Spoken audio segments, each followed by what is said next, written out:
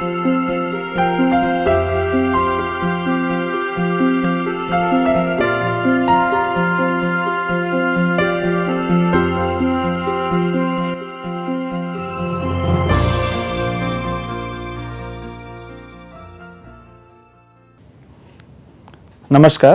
आज हम जानेंगे डाटा विश्लेषण तथा व्याख्या के बारे में। इस पाठ्यक्रम के अंत में आप समझ पाएंगे माप के स्तर क्या क्या होते हैं, सांख्यिकीय परीक्षणों का प्रयोग कैसे किया जाता है, पैरामीट्रिक और नॉन पैरामीट्रिक परीक्षण कैसे किया जाता है, विश्लेषित परिणामों की व्याख्या कैसे की जाती है। मैं संग्रहित डाटा से कैसे प्रोसेसिंग करूं, यह सवाल आपके मन में उठता होगा। डाटा प्रोसेसिंग डाटा संग्रहण को डाटा विश्लेषण के साथ जोड़ती है, जिसके द्वारा परीक्षणों को ऐसे कोडों में परिवर्तित किया जाता है जिसका प्रयोग मात्रात्मक विश्लेषण के लिए किया जाता है। पहले अनगिनत पृथक परीक्षणों को श्रेणियों की छोटी संख्या में परिवर्तित किया जाता है। परिवर्तन की यह प्रणाली कोडिंग स्कीम कही जाती है, जो सिद्धांत और अध्ययनाधीन समस्याओं से जुड़ती है। कोडिंग स्कीमों को इस प्रकार तैयार किया जाता है कि श्रेणियों व्यापक हों और परस्पर अनन्य हों। व्यापक से हमारा अर्थ है कि कोई भी प्रेक्षण कोडिंग स्कीम से बाहर ना रह जाए, जबकि परस्पर अनन्य का अर्थ है कि कोई भी एक प्रेक्षण एक से अधिक श्रेणियों में वर्गीकृत नहीं किया जा सकता है।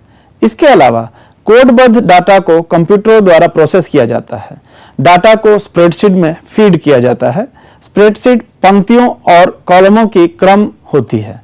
अतः आप बेंच प्रोसेसिंग या इंटरएक्टिव प्रोसेसिंग का अध्ययन के अनुसार डाटा प्रोसेसिंग करने के लिए प्रयोग कर सकते हैं।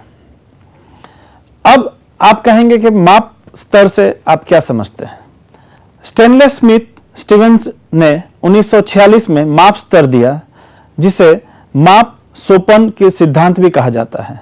उनके अनुसार माप के 4 स्तर होते हैं: नामिक, क्रम संख्या सूचक, समान मध्यांतर और अनुपात। इन स्तरों की चर्चा करने से पूर्व हम माप से संबंधित 3 अभिधारणाओं की विवेचना करेंगे। वस्तुओं को उनके रैंक ऑर्डर के अनुसार समान रूप से स्थापित करने और उनके योग करने की संभावना बनाने के लिए यह 3 अभिधारणाएं आवश्यक हैं। ये अभिधारणाएं हैं, या तो क ख के बराबर होगा अथवा क ख के बराबर नहीं होगा, किंतु दोनों नहीं हो सकता है। यदि क ख से बराबर है और ख ग के बराबर है तो हम कह सकते हैं कि क ग के बराबर है। और तीसरी धारणा है कि यदि क ख से अधिक है तथा ख ग से अधिक है तो हम कह सकते हैं कि क ग से अधिक है। किसी भी वस्तु को इस तथ्य के आधार पर वर्गीकृत करने के लिए हमें प्रथम 2 अभिधारणा महत्वपूर्ण है कि क्या एक वस्तु दूसरे वस्तु के बराबर है या नहीं है। माप के इसी स्तर को नामिक माप कहा जाता है। नामिक माप नाम पद्धति या नाम पर आधारित होता है, इसलिए हम एक मापदंड जैसे कि लिंग की विभिन्न विशेषताओं को नाम निर्दिष्ट करते हैं, जैसे कि पुरुष या महिलाएं। कृपया इस बात पर ध्यान दें कि नामिक माप में आप यह नहीं कह सकते हैं कि पुरुष महिला से बड़े हैं या महिला पुरुष से बड़ी है। नामिक माप को अंग्रेजी में नॉमिनल कहते हैं। माप का दूसरा स्तर है क्रम संख्या सूचक माप। जैसा कि नाम से पता चलता है, क्रम संख्या सूचक का अर्थ है कोई ऐसी वस्तु जिसे व्यवस्थित रूप में रखा जा सकता है, क्रम में रखा जा सकता है। यदि कोई माप पहले वर्णित की गई है तो तीनों अभिधारणाओं की पुष्टि करता है और इसका स्तर क्रम संख्या माप सूचक कहलाएगा। हम शिक्षा का उदाहरण लेते हैं, जिसकी कोडिंग के दौरान हमने चर्चा की थी कि हम 1 2 3 4 5 इस तरह से या 1 2 3 4 5 हम कोडिंग कर सकते हैं। हम सदैव यह कह सकते हैं कि एक स्नातक 12वीं कक्षा उत्तीर्ण व्यक्ति से अधिक शिक्षित है। इसको ऑर्डिनल भी कहते हैं। इसी प्रकार एक साक्षर व्यक्ति अन्य समस्त श्रेणियों के व्यक्तियों यानी कि साक्षर, मैट्रिक उत्तीर्ण, 12वीं कक्षा उत्तीर्ण, स्नातक, स्नातकोत्तर आदि की तुलना में सबसे अल्प शिक्षित होता है। यहाँ पर आपको यह ध्यान देना चाहिए कि आप यह नहीं कह सकते हैं कि स्नातकोत्तर और स्नातक के बीच की अंतर 12वीं कक्षा उत्तीर्ण और 10वीं कक्षा उत्तीर्ण व्यक्ति के अंतर के बराबर है। कहने का मतलब है कि हम 7 में से 6 घटा दें तो वह 4 में से 3 को घटाने के बराबर नहीं हो सकता है। आलेखिक रूप से इस प्रकार के स्तर को हम इस तरह से दर्शा सकते हैं। जैसा कि आप देख सकते हैं कि 1, 2, 3, 4, 5 जो ऊपर क्रम संख्या दिख रही है वो एक बराबर है, लेकिन नीचे अगर आप देखेंगे तो 1 2 से छोटा है और 2 3 से छोटा है, लेकिन अंतर समान नहीं है। तो इसलिए हम नहीं कह सकते हैं कि 12 में से 10 घटाने पर जो संख्या आएगा वह 10 में से 8 घटाने पर भी आएगा। माप का अगला स्तर है मध्यांतर या समान मध्यांतर माप। मध्यांतर स्केल में नामिक और क्रम सूचक स्केलों की विशेषताएं निहित रहती हैं, माने कि वह तीनों जो धारणाएं हैं वो उसमें है। इसके अलावा इसमें एक समान मध्यांतर होता है जो अभिग्रहण के संबंध में गणितीय रूप से आरेखिक रूप से इसे इस प्रकार व्याख्यात किया जा सकता है कि क में से अगर ख घटा दें तो वह ख से ग घटाने के बराबर हो सकता है। और हम इसे दिखा सकते हैं कि जैसा कि आप इधर देख रहे हैं कि 1 2 3 4 5 6 जो आप देख रहे हैं वह समान है और असल में भी वह एक समान है। कहने का मतलब है कि जो अंतर है वो दोनों ही ऊपर और नीचे एक बराबर है। तो इसको हम समान मध्यांतर स्केल कहते हैं, जिसका एक जो है उदाहरण हो सकता है IQ। आप इसे बेहतर रूप से समझ सकेंगे यदि हम बुद्धि लब्धि यानी IQ स्कोर का उदाहरण लेते हैं। हम कह सकते हैं कि 110 और 100 के बीच का अंतर 120 और 110 के अंतर के बराबर है, अर्थात दोनों के बीच का अंतर 10 है। इसी प्रकार डिग्री सेल्सियस में तापमान का या समुद्र तल की ऊंचाई का उदाहरण ले सकते हैं। सभी मामलों में शून्य केवल यादृच्छिक है, परम नहीं। यादृच्छिक शून्य का अर्थ है कि यह किसी बिंदु पर स्थित कर दिया जाता है, जैसे कि डिग्री सेल्सियस वह वास्तव में 273 डिग्री केल्विन है। 0 डिग्री सेल्सियस वास्तव में 273 डिग्री केल्विन है। इसी प्रकार समुद्र तल से माउंट आबू की ऊंचाई वो एक यादृच्छिक रूप से शून्य नियत की जाती है, और अगर हम एवरेस्ट की ऊंचाई देखें तो वो केवल 8.85 किलोमीटर है। किंतु यद्यपि आप पृथ्वी के केंद्र से इसको देखें तो वो जो असल शून्य होगा या परम शून्य होगा, वहां से माउंट एवरेस्ट की ऊंचाई 6381 किलोमीटर होगी। माप का स्तर जो परम शून्य पर आधारित है अनुपात स्केल कहा जाता है। ऐसे इसलिए कहा जाता है क्योंकि यहां हम इस अभिधारणा को पूरा कर सकते हैं, यानी कि a divided by b is equal to k, माने a को अगर हम b से भाग दें तो एक कांस्टेंट k होगा। यहां पर k एक स्थिरांक है। उक्त समीकरण का अर्थ यह है कि आप दो मापों के अनुपात का वास्तविक मूल्य प्राप्त कर सकते हैं। उदाहरण के लिए एक बच्ची और उसके पिता की लंबाई अगर 3 फुट और 6 फुट है तो वह उसका जो हम माप होगा वो 3/6 करें तो वो हो जाएगा 0.5। वह इसलिए संभव हुआ क्योंकि लंबाई अनुपात स्केल में है। अनुपात है, लंबाई एक अनुपात स्केल में हम ले सकते हैं। उसी तरह वजन भी एक अनुपात है और इसमें परम शून्य है जिसे कहते हैं एब्सोल्यूट जीरो। नीचे तालिका अगर आप देखेंगे इस तालिका को तो वहां पर ये सारे चीजों के बारे में अच्छे से दिया गया है। अब हम जानना चाहेंगे कि विश्वसनीयता और माप की वैधता क्या है। विश्वसनीयता और माप की वैधता, ये दो बहुत जरूरी चीजें हैं जो कि हमको मापने के समय में हमें जानना होता है। विश्वसनीयता को अंग्रेजी में कहते हैं रिलायबिलिटी और वैधता को कहते हैं वैलिडिटी। जब हम स्केल या टेस्ट जैसे कतिपय माप यंत्रों का निर्माण करते हैं तो हमें यह सुनिश्चित करना होता है कि स्केल विश्वसनीय और वैध है। विश्वसनीयता का अर्थ है माप यंत्र की सटीकता और सुसंगतता। आपको स्थापित करना चाहिए कि यंत्र परिवर्ती को ठीक तरह से मापता है और माप करने में सुसंगत है। दूसरी ओर वैधता का अर्थ है माप यंत्र की सत्यता, अर्थात आपको यह सत्यापित करना है कि क्या माप यंत्र वही मापता है जो आप मापना चाहते हैं, वह है उसकी वैधता। यह अधिक महत्वपूर्ण है कि कोई माप यंत्र विश्वसनीय होने के बजाय वैध जरूर हो। यदि कोई माप यंत्र वैध नहीं है तो वह उस चीज को नहीं मापेगा जिसको हम मापना चाहते हैं। विश्वसनीयता के आकलन की दो सर्वाधिक महत्वपूर्ण पद्धति है, परीक्षण पुनः परीक्षण या टेस्ट रिटेस्ट जिसे अंग्रेजी में कहते हैं, तथा विभाजित आधा यानी कि स्प्लिट हाफ पद्धति। परीक्षण पुनः परीक्षण मामले में आपको माप यंत्र का प्रयोग एक समूह पर करना होगा और 15 दिन के पश्चात पुनः प्रयोग कर पुनः डाटा प्राप्त करना होता है।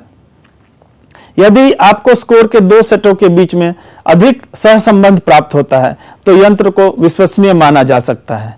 विभाजित आधे से अधिक मामले में यंत्र को केवल एक बार प्रयोग में लाया जा सकता है और फिर विषम तथा सम मदों के स्कोर के बीच में सहसंबंध को निश्चय किया जाता है।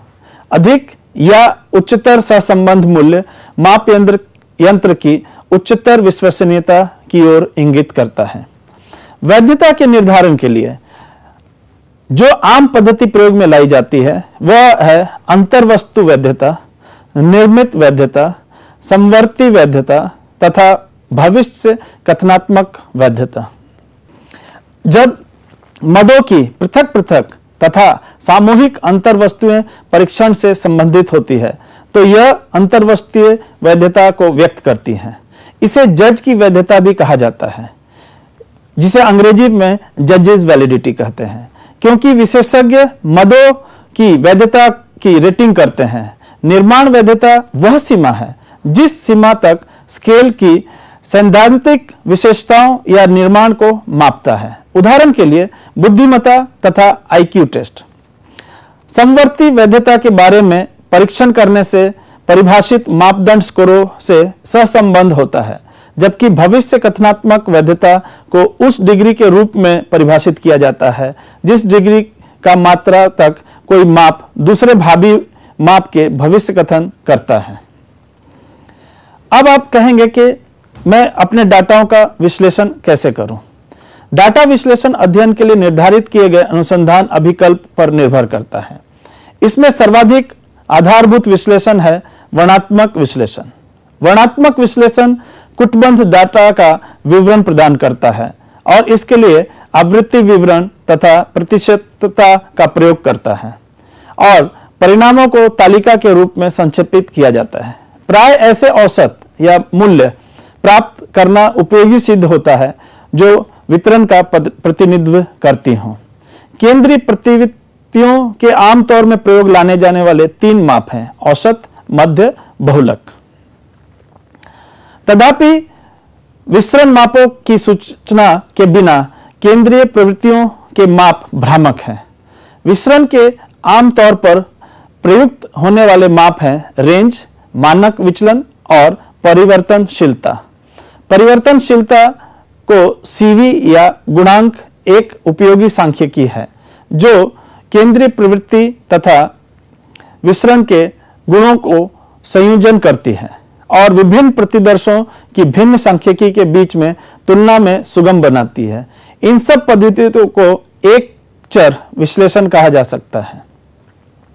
अगला है द्विचर विश्लेषण, जो 2 परिवर्तियों के बीच के संबंध को स्वरूप पर केंद्रित है।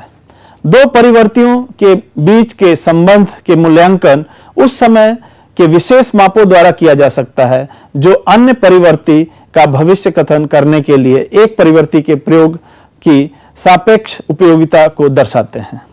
संबंधों की माप आमतौर पर परिवर्तनों की माप स्तर के अनुरूप होती है।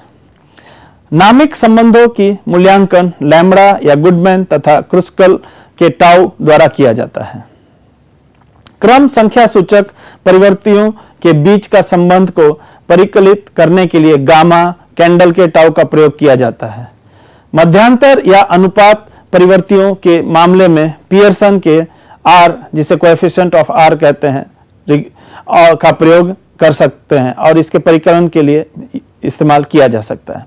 हालांकि द्विचर विश्लेषण संबंध में माप प्रदान करता है, किंतु वास्तव में अन्य परिवर्तियों द्वारा प्रभावित हुए बिना x और y अस्तित्व में नहीं रहते हैं। अतः द्विचर विश्लेषण पर आधारित नियंत्रण और भविष्य कथन प्राप्त करना कठिन है। बहुचर विश्लेषण आपको नियंत्रण, व्याख्या और पूर्व कथन के लिए साधन प्रदान करता है। सांख्यिकीय नियंत्रण प्रयोगात्मक नियंत्रण के प्रतिस्थापन के रूप में कार्य करता है और आंशिक सहसंबंध द्वारा प्राप्त किया जाता है। यह स्पष्टीकरण आपको डाटा विश्लेषण के लिए उपलब्ध सांख्यिकीय साधनों के सूक्ष्म अवलोकन प्रदान करता है। अब मैं आपको बताता हूं एकीचरण विश्लेषण में, जैसा कि हमने पहले ही कहा है, आवृत्ति विवरण, प्रतिशीलता विश्लेषण, केंद्रीय प्रवृत्ति के माप, माध्यम क्रम सूचकता बहुलता, वितरण मापक रेंज, वितरण मानक विचलन, विचलन के गुणांक और एक चरीय वितरण सामान्य वितरण है। द्विचर विश्लेषण है गुणांक लैम्ब्डा, गुडमैन और क्रुस्कल का टाउ। संबंध में अगर क्रम सांख्यिक सूचक माप में है तो gamma, Somers, Kendall tau b, Kendall tau c. और अगर संबंध में मध्यांतर माप है यानी कि इंटरवल स्केल में है तो पियर्सन के प्रोडक्ट मूवमेंट संबंध गुणांक, रेखीय प्रतिगमन। और अगर बहुपरिवर्तीय विश्लेषण की है तो आंशिक सहसंबंध, बहुविध सहसंबंध, बहुविध प्रतिगमन विश्लेषण आदि को यूज कर सकते हैं। अब इसके बाद आता है कि इंडेक्स का निर्माण और स्केलिंग पद्धतियां क्या होती है। दो या दो से अधिक मदों या संकेतों को संयोजन से एक मिश्रित माप प्राप्त होती है जिसे इंडेक्स कहा जाता है। जब विस्तार अनुसंधान करता डाटा संग्रह करता है तो साधन तैयार करता है तो वह उच्चतर वैधता और विश्वसनीयता बनाए रखते हुए मापन की समस्या का सामना करता है। जैसे लिंग या जाति को माप करना सरल है, किंतु सशक्तिकरण के संबंध में विशेष माप यंत्रों की आवश्यकता होगी। इंडेक्स और स्केल ऐसे माप यंत्र है जिसे विस्तार अनुसंधान करता अध्ययन के दौरान विकसित करता है। इंडेक्स निर्माण के पूर्व हमको यह उत्तर दिया जाना अनिवार्य है कि कोई व्यक्ति क्या मापने का प्रयास करता है तथा माप का प्रयोग कैसे किया जाएगा। इंडेक्स के विभिन्न रूप हैं समानुपात, प्रतिशत या अनुपात। समानुपात किसी श्रेणी के प्रेक्षण की आवृत्ति है जिसे प्रेक्षणों की कुल संख्या द्वारा विभाजित किया जाता है। गणितीय रूप से इसे F1/n कहा जाता है। समानुपात की रेंज 0 से 1 तक है। सांख्यिकी अनुमान क्या है? प्रकल्पना और प्राक्कलन का परीक्षण कैसे किया जाता है? एक प्रतिदर्श से प्रतिदर्श संख्या के चयन और प्रयोग की प्रक्रिया माध्यम, मानक, विचलन आदि की सांख्यिकी अनुमान कहा जाता है, जिसका प्रयोग निष्कर्ष निकालने के लिए किया जाता है। यह निर्णय निर्माण के अनिश्चितता से निपटने के लिए संभावना की संकल्पना के प्रयोग से जुड़ी है। सांख्यिकी अनुमान दो प्रकार की समस्याओं से संबंधित है। पहली प्रकल्पना परीक्षण और दूसरी प्राक्कलन। प्रकल्पना परीक्षण जो परीक्षण अनुमान के साथ आरंभ होते हैं उसे प्रकल्पना परीक्षण कहा जाता है। प्रकल्पना परीक्षण जनसंख्या मापदंडों के बारे में किया जाता है और इसमें प्रशिक्षणों का महत्व सम्मिलित है। प्रकल्पना परीक्षण के लिए प्रक्रिया होती है प्रकल्पना परीक्षण को स्थापित करना, उपयुक्त महत्व स्तर स्थापित करना, परीक्षण मापदंड स्थापित करना, परिगणना करना और निर्णय निर्माण करना। निर्णय निर्माण सबसे अंत में है। इस निर्णय को करने के लिए सांख्यिकी निष्कर्ष निकालना आवश्यक है और अकृत प्रकल्पना का नकारा जाना या स्वीकार करना आवश्यक है। अकृत प्रकल्पना को अस्वीकार करने का निर्णय वैकल्पिक प्रकल्पना की स्वीकृति को इंगित करता है। निर्णय परीक्षण मापदंड के परिकलित मूल्य पर निर्भर करता है। यदि प्रेक्षित संख्या 5% संभावना स्तर से कम है तो प्रतिदर्श संख्या और प्रतिकल्पित मापदंड के भीतर एक अंतर को महत्वपूर्ण माना जाता है और अकृत प्रकल्पना को अस्वीकार कर दिया जाता है। अर्थात प्रतिदर्श प्रेक्षण अकृत प्रकल्पना के सुसंगत नहीं होते हैं। अकृत प्रकल्पना को अस्वीकृत स्वतः ही वैकल्पिक प्रकल्पना की स्वीकृति का कारण बनती है। प्रकल्पना की जांच करते समय 4 संभावनाएं निहित हैं। 1, जब प्रकल्पना सत्य हो और परीक्षण अस्वीकार कर दे तो उसे कहते हैं टाइप 1 एरर या टाइप 1 त्रुटि। जब प्रकल्पना असत्य हो और प्रशिक्षण उसे स्वीकृत कर दे तो उसे कहते हैं टाइप 2 एरर या टाइप 2 त्रुटि। जब प्रकल्पना सत्य हो और प्रशिक्षण स्वीकृत कर दे, जो कि हम चाहते हैं, तो वो ठीक है, और जब प्रकल्पना असत्य हो और परीक्षण उसे अस्वीकृत कर दे तो वो भी हमारे लिए मान्य है। इसी चीज को इस टेबल में भी आप देख सकते हैं। अच्छे आगणक के गुण क्या होते हैं?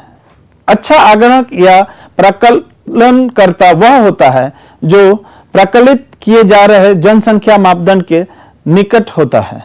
अच्छे आगणक के गुण हैं पक्षपात रहित, और अगला है सुसंगता, अगला है दक्ष, अगला है समर्थ। ये सारे लक्षण अगर होंगे तो वह एक अच्छा मापदंड है। इसके बाद महत्व की जांच हम कैसे करें, यानी टेस्ट ऑफ सिग्निफिकेंस कैसे करें। विभिन्न स्थितियों के अंतर्गत महत्व के विभिन्न परीक्षणों को 3 शीर्षों के अंतर्गत समाहित किया जा सकता है। लक्षणों के लिए महत्व परीक्षण, बड़े परिदर्शों के लिए महत्व परीक्षण और छोटे परिदर्शों के लिए महत्व परीक्षण। अब अंत में हम देखें कि हमने इस इकाई में क्या क्या सीखा। हमने सीखा कि कोडिंग कैसे करते हैं, स्कोरिंग कैसे करते हैं, डाटा प्रविष्ट कैसे करते हैं, और माप के स्तर के बारे में सीखा। मूलतः माप के 4 स्तर होते हैं: नामिक, क्रम संख्या सूचक, मध्यांतर और अनुपात। माप का स्तर जानना महत्वपूर्ण है क्योंकि आगे डाटा विश्लेषण के लिए तथा सांख्यिकी विश्लेषण के लिए अनुमान प्राप्त करने के लिए यह महत्वपूर्ण है।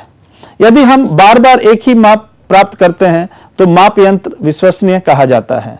यदि यही माप यंत्र वही मापता है जो हम मापना चाहते हैं तो उसे एक वैध यंत्र कहा जाता है। इसके बाद हमने देखा एक चर विश्लेषण क्या क्या है, द्विचर विश्लेषण क्या क्या है और बहुचर विश्लेषण क्या क्या है। सांख्यिकी अनुमान 2 प्रकार की समस्याओं से संबंध रखते हैं, एक है प्रकल्पना परीक्षण और दूसरा है अनुमान। इसके साथ हमने आज का यह इकाई खत्म किया।